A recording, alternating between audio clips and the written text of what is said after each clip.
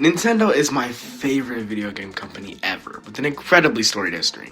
But throughout that history, they have many missteps and mistakes that have limited their reach within the gaming industry. But they've always managed to rise above them. That would lead one to think, what if everything went perfect for Nintendo? Well, I'm here to answer that call. These are all separate timelines that do not intertwine, where everything went perfect for Nintendo.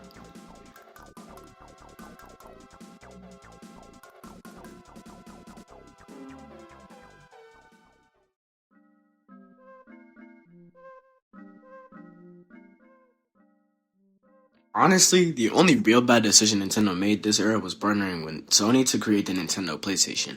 The reason that Nintendo ended up canceling the partnership was because Nintendo didn't want another company controlling the console. It gave Sony the experience of making a console, but Nintendo never ended up getting any of the profits of actually having the console on the market. Sony ended up using the architecture from the scrap Nintendo PlayStation to make the Sony PlayStation. In this timeline, Nintendo doesn't partner with Sony, and the PlayStation never releases. With Sega still having their fall from grace, Nintendo's space as the number one gaming company is assured.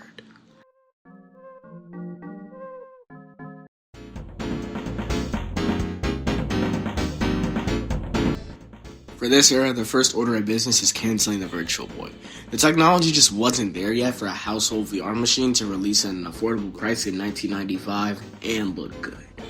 And have great games. And not have his main colors be blood red and black. But when it comes to the Game Boy Color, it didn't have that many problems. The N64 is where the real problem started. Although the N64 was the most powerful console of itself, the PlayStation and the Sega Saturn, it couldn't really utilize it because of its use of cartridges.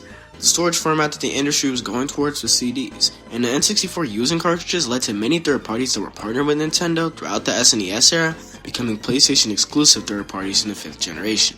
For example, Square came to Nintendo and asked them to rethink the use of cartridges, stating that a cartridge couldn't store games like Final Fantasy VII.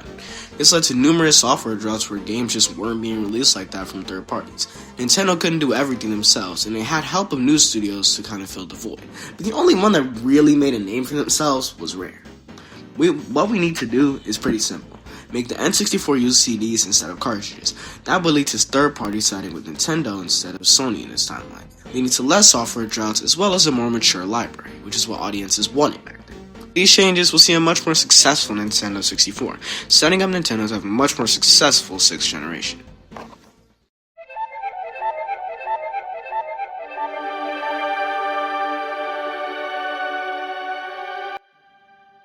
Nintendo's misdoings with the GameCube were very obvious.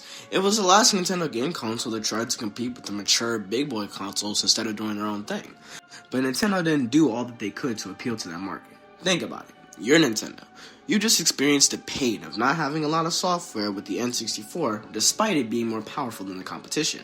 That was because of the lack of CD support that the industry had gotten used to. You see, the GameCube, and decide not to give it a DVD drive that the rest of the industry had gotten used to and give it a mini DVD drive, which makes any games that do come over harder to port and lacking features. You just saw Sega pull out of the console market, and one of the main reasons was because their latest console didn't have a fucking DVD drive.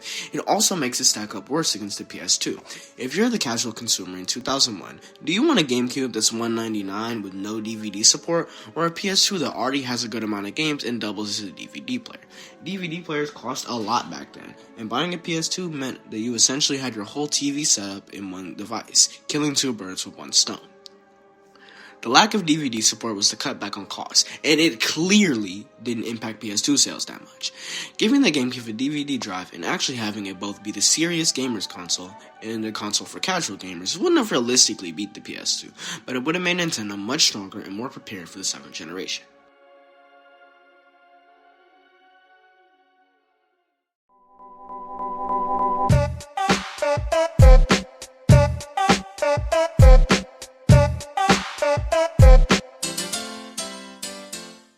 While Nintendo was making bank in the late 2000s with the Wii, cracks were starting to form. The casual audience that the Wii cultivated wasn't sustainable long term. By the 2010s, those people started to get their gaming fix from smartphones and computer games.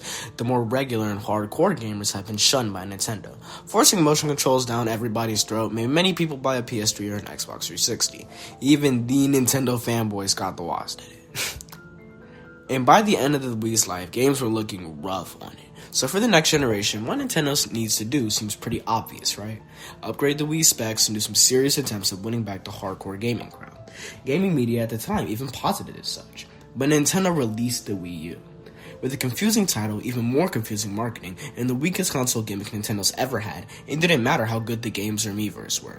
And before I go on my tangent here, I just want to say that I love the Wii U's games. They are amazing, and I'm so glad that Nintendo ported many of these games over to Switch so that they wouldn't be forgotten. But the Wii U's first-party lineup was a bit too regular Nintendo.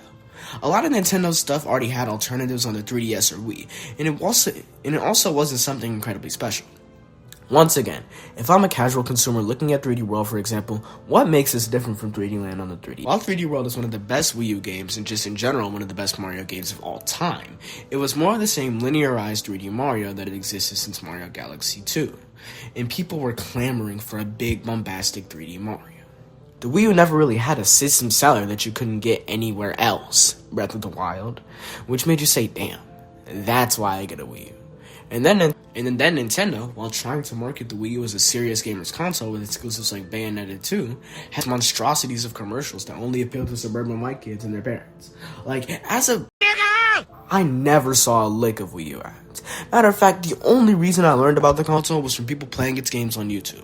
So essentially, making the Wii U a HD Wii with insane hype and more support for the regular and hardcore gamers and giving it unique experiences would have worked.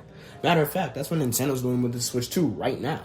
It would have made for a much more contentious 8th generation, with Nintendo and Sony battling it out and the sales of both consoles maybe being around the same, you know?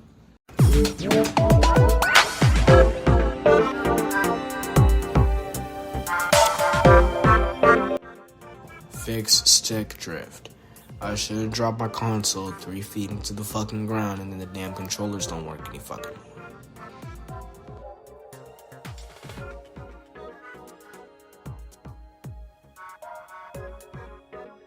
Honestly, things are going pretty well now. But one thing I suggest is to try to bring down the prices. Switch 2 release, I thought it was going to have a price drop at around Christmas, which is when I would probably go buy it. However, none of those factors that cause price decreases happen to the Switch 2, and prices are actually increasing in the US, and they've already increased in Japan, and sales have slowed down as a result.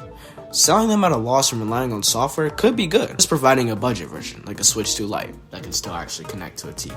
But let's be real, the PS6 might retail for fucking $600, and we don't even know how much that next Xbox controller costs. They ain't doing that shit.